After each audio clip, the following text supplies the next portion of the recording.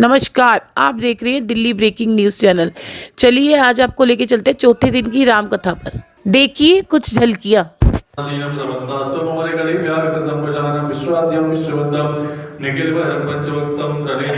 कृष्णाय वासुदेवाय हरे परमात्मने प्रणतक्लेशनाशाय श्री गोविंदाय नमो नमः।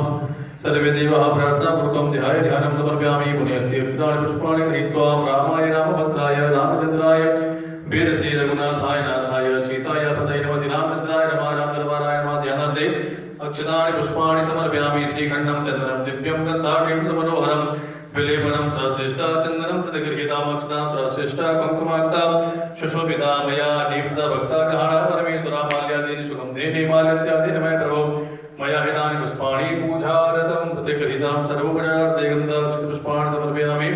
नैवेद्यं नैवेदयामि नाद्याहिदन्तर्शकं त्रिशूलदेव भोषमोर्तभ्यां भूमिदतः श्रुत तथा लोकान् नकलपिण्ड नैवेद्यं समर्पयामि। नैवेद्यान्ते आचमनीजलं समर्पयामि। तत्पश्चात् प्रार्थनापूर्वकं नमस्करोमि। हाथ जोड़ के प्रार्थना करें।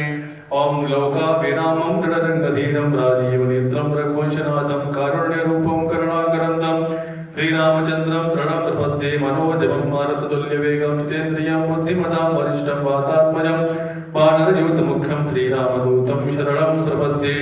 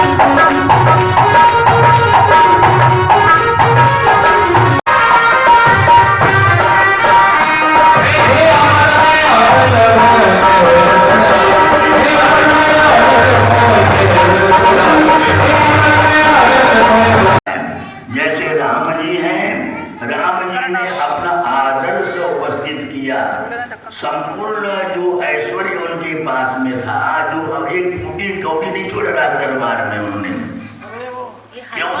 जो जानते हैं कि संसार नष्ट होने वाला है, भ्रष्ट होने वाला है, कलेवर नष्ट होने वाला है, शरीर नष्ट होने वाला है, इसलिए किसके लिए कस्य धनम, ये धन किसका हुआ है, ये दौलत किसका हुआ है, ये शरीर किसका हुआ है, इस बात को राम जी जानते हैं।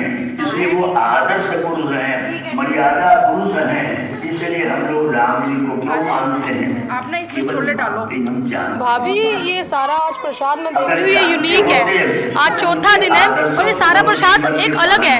जो 3 दिन आपने बांटा वो एक अलग था और एक आज मैं देख रही हूँ बहुत सारा प्रसाद आप देने वाले हो। तो मतलब इसका मतलब क्या है कि रोज अलग अलग जो बांट रहे थे लेकिन आज एक अलग है। पहले तो विश यू हैप्पी बर्थडे, क्योंकि आज के दिन आप माँ बने थे, आपके बेटे का आज बर्थडे है। क्या कुछ कहना चाहोगे? आज कुछ उसी दिन को लेकर स्पेशल आप लोगों ने किया क्या अरेंजमेंट? सबसे पहले आपका बहुत बहुत धन्यवाद, आपने मुझे मेरे बेटे के बर्थडे की विशेष दी। और आज क्योंकि आज कथा में राम जन्म है, राम जन्म के उपलक्ष्य में ये सारा प्रसाद इकट्ठा हुआ है। हर प्रसाद की सेवा जो है संगत की तरफ से हमें मिली है। कोई प्रसाद किसने दिया, कोई किसने दिया है, सबके सहयोग से ये प्रसाद इकट्ठा हुआ है। सबके सहयोग से ये कथा हो रही है, सबके सहयोग से ये कार्य हो रहा है। और मैं सबको बोलती हूँ जय श्री राम। जय श्री राम। भैया ये सारा जो है ये एक पॉलीथीन बनाई जा रही है, लेकिन छोले जो है क्या पॉलीथीन में दिए जाएंगे या दोने में दिए जाएंगे? क्लियर पॉलीथीन में डाल के, छोले हलवा पॉलीथीन में डाल के, फिर एक खोली बड़ी वाली पॉली बैग में सारा पैक करके एक पूरा बंडल, एक पॉलीथीन सबको दी जाएगी। आपको बता दूं आज राम कथा का चौथा दिन है और उसमें छोले की सब्जी, हलवा और समोसा और बिस्किट और जो भी तमाम कुलचा वगैरह होता है एक प्रसाद के रूप में दिया जाएगा और पर बंदे को पर थाली दी जाएगी, उसमें सारा सामान होगा। और आज जो ये कार्यक्रम करवा रहे हैं बुद्धि राजा जी और मिसेस बुद्धि राजा जी, उनके सपुत्र का जन्मदिन भी है, तो उसके उपलक्ष्य में सभी के सहयोग से एक छोटा सा कार्यक्रम किया गया था और जिसको 9 दिन चलाया जा रहा है। राम कथा सनातन धर्म मंदिर भगवती मंदिर में ये कराया जा रहा है। आप ये देख पा रहे हैं मेरे सामने सभी महिलाएं जो हैं लगी हुई हैं, दिल से लगी हुई हैं और सभी प्रसाद की थाली बड़ी शिद्दत के साथ बांध रही है। तो बोले जय श्री राम, जय श्री राम, जय श्री राम। बहुत बहुत धन्यवाद। मेरे बेटे का भी जन्मदिन है, बहुत बहुत धन्यवाद, बहुत बहुत धन्यवाद। रामचंद्र भगवान की। तो बहुत अच्छी ये कथा। महाराज एक बात याद आ गई, कल आपने एक बात सुनाई थी मन में, आप जब कथा सुना रहे थे ना तो मन में हम भी वक्ता है ना, छोटे मोटे नहीं बड़े हैं, छोटे मोटे भी तो दिल में बात आ जाती है ना, तो जब तक बाहर ना निकाले ना तो वो बंदे रहते हैं। बतानी चाहिए, बताओ। तो कल आपने बहुत अच्छा एक प्रसंग जो छेड़ा था माँ सती और प्रभु शंकर का, तो आप ये सब बता रहे थे। तो उसी में आपने एक बहुत अच्छी बात बताई थी कि जहां ले चलोगे वहीं मैं चलूंगा। तो वही था कि शंकर जी भी यही कहते हैं सती मैया को, जहां आप लेके चलोगे वहीं मैं चलूंगा। क्योंकि उसमें आपने जो आज का पति पत्नी का भी आपने उसमें थोड़ा सा प्रसंग छेड़ा तो बहुत सुंदर था। तो उसी समय मेरे मन में एक बात आई, मेरे को सुनी हुई है। वो कहते हैं कि पत्नी जो होती है उसके लिए जो पति है वो पति परमेश्वर होता है। पति परमेश्वर होता है, पत्नी साक्षात भक्ति का रूप है। लेडीज जो है वो साक्षात भक्ति का रूप है, उसको भक्ति कहा गया है। अगर वो समझे तो उसका पति उसका परमेश्वर है, परमात्मा है। वैसे तो सबसे ऊपर बड़ा परमात्मा तो ऊपर वाला है। कभी भी एक चीज ध्यान से सुनना, वो कहते हैं कि लेडीज के पैर आदमी से, जेंट्स से बहुत सुंदर होते हैं। इसका एक कारण है क्योंकि वो भक्ति है। लेडीज जो है वो एक भक्ति है और आदमी जो है वो पति है, परमेश्वर है। तो वो कहते हैं कि लेडीज के पैर प्रभु ने इसलिए सुंदर बनाए कि आदमी को तो बाहर अपना जो ग्रस्त जीवन को चलाना है, उसको चलाने के लिए इन्हीं पैरों से पता नहीं कहां ठोकरें खानी पड़ती हैं, क्या क्या मेहनत करनी पड़ती है, तब जाके उसका वो ग्रस्त जीवन जो है, वो परिवार जो है वो चलता है। इसलिए पति के जो पैर हैं वो इतने सुंदर नहीं होते जितने पत्नी के होते हैं। तो जिस समय यह प्रसंग है, जिस समय राम जी और सीता जी का स्वयंवर हो रहा था मैया सीता का, तो राम जी ने जब धनुष तोड़ा तो मां सीता बाण माला लेकर प्रभु की तरफ गई माला डालने के लिए। और इसमें एक बात और भी आती है, एक तो लेडीज के पैर बहुत सुंदर होते हैं और दूसरा प्रभु ने, उस परम पिता ने ये संरचना ऐसी की है कि लेडीज से बड़ी हाइट जो है आदमी की होती है, हाइट भी आदमी की बड़ी होती है, लेडीज की छोटी होती है। वो भी इसका एक कारण है कि उसने ऊपर वाले ने ये क्यों रखा, ये जो रखा क्यों रखा। तो वो कहता है कि जिस समय मां सीता पहले तो बहुत घबराई हुई थी कि यार फूलवाड़ी के अंदर जब सीता मैया और राम जी आपस में फुलवाड़ी में वो फूल तोड़ने के लिए गए, तो फूल तोड़ते समय उनको पसीना आ रहा था राम जी। तो वो कहते हैं ये फूल तोड़ते समय इसको पसीना आ रहा था, तो ये धनुष कहां से उठाएगा। लेकिन फुलवाड़ी में ही मां सीता ने उनको अपना पति मान लिया था, अपना पति मान लिया था मां सीता। तो जिस समय धनुष टूट गया, मां सीता अब माला लेके खड़ी है, राम के सामने खड़े हैं, अब हाइट ज्यादा है, अब वो खड़ी है, अब किया जाए तो क्या किया जाए। साथ में लक्ष्मण भी देख खड़े हैं, सभी देख रहे हैं पूरे दरबार के अंदर कि मैया सीता पर माला लेके खड़ी है, लेकिन राम जी अब हाथ नहीं जा रहा। जब हाथ नहीं जा रहा तो इसी में इसका एक रूप बताया गया है। अब मैया सीता ने क्या करा कि अपने पंजों पे खड़ी कि शायद मेरा हाथ चला है। अब पैर मैया का सुंदर, अब जैसे वो सुंदर भक्ति का जो रूप है कि भक्ति में सबसे पहला कारण कि सुंदरता होनी चाहिए, साफ सुथरी होनी चाहिए, जो हम भक्ति अपने परमात्मा को अर्पण करते हैं। उसका एक उदाहरण ये है कि वो जो पैर जो उठे, वो सुंदरता जो उठी उस परमात्मा को पाने के। तो मेरा ये हाथ उनके गले में चला जाए, तो राम जी ने देखा कि इसका हाथ नहीं आ पा रहा। और नेचुरल है कि हाइट छोटी होती है, लेडीज की जेंट्स की बड़ी होती है। तो जैसे हाथ नहीं पहुंच पा रहा था, तो भक्ति जैसे उठी। और ये याद रख लेना, सुंदरता से, स्वच्छता से, अपने हृदय सच्चे भाव से अगर आप परमात्मा को याद करोगे तो परमात्मा को झुकना पड़ेगा। तो राम जी ने सिर झुका लिया और वो भक्ति ने अपने परमात्मा को पा लिया। तो ये प्रसंग मुझे कल याद आ रहा था, जैसे आपने बताया, तो समय भी हो गया, 7:10 हो गए। चलो एक बार तुम्हें बहुत बहुत बधाई आप सभी को राम जन्म की। कल क्या करा? कल भगवान की बाल लीला में पहले माता कथा जाएगी। तो जैसे रोज की तरह कथा 3 बजे हम चाहते तो हैं, लेकिन दिल्ली का आपको पता ही है शेड्यूल कैसा होता है, 10, 15, 20 मिनट तो कॉमन चीज है। ज्यादा ही हो जाती है, आधा घंटा लेट होती है, क्योंकि रेलवे स्टेशन पे जाओ ना, लिखा होता है कि गाड़ी 8 बजे आएगी, लेकिन वो आती नहीं है, कभी नहीं आती है ये। तो इसलिए आपसे फिर विनती करूंगा हाथ जोड़ के, आपके घर में कामकाज भी बहुत जरूरी है, लेकिन साथ साथ में प्रभु का भजन भी बहुत जरूरी है।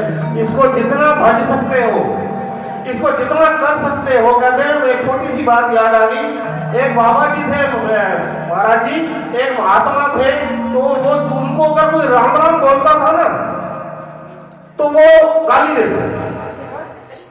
ध्यान से सुनना, अगर उनको कोई राम राम बोले तो वो लड़ पड़ते थे।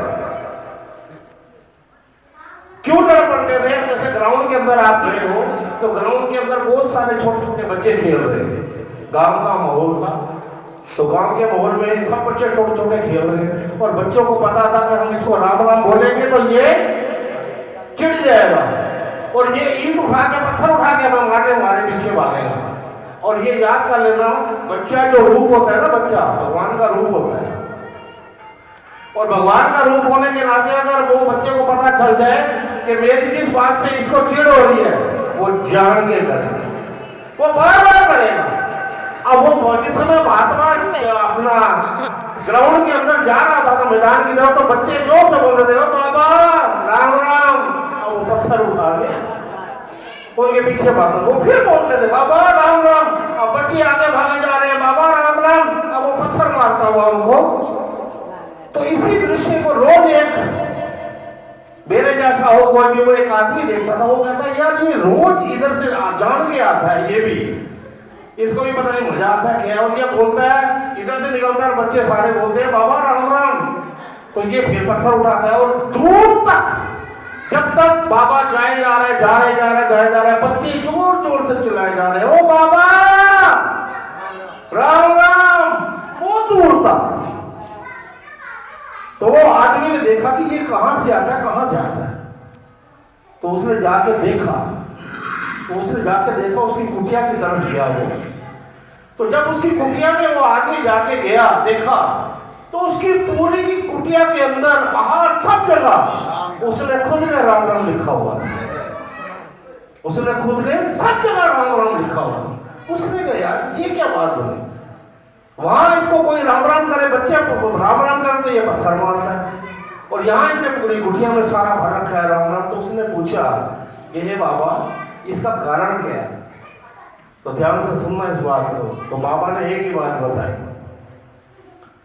कहते हैं ये बच्चे खुद एक राम का रूप है, ये खुद एक बच्चे ये भगवान का रूप है, ये खेल रहे हैं, ये खेलते हैं, इनको कोई मतलब नहीं है, ये ऐसे राम राम नहीं बोलेंगे, लेकिन इनको जब पता चल जाएगा कि मैं चिढ़ता हूँ तो ये जान के बोलेंगे। तो मैं चाहता हूं कि ये सारे के सारे बच्चे अभी से ही राम राम बोलना शुरू कर दें, और जब तक अपना पूरा जीवन बिताएंगे तो राम राम भी करते रहेंगे। तो इसलिए भी आप सभी को यही कहना चाहता हूं कि आप भी अपने सभी बच्चों को अभी से राधे राधे बुलवाओ, काना काना बुलवाओ, राम राम बुलवाओ, मंदिर में लाओ, खूब आनंद लाओ, और महाराज जी कैसे कर रहे हैं, कथा कीर्तन करते हैं, ऐसे भजन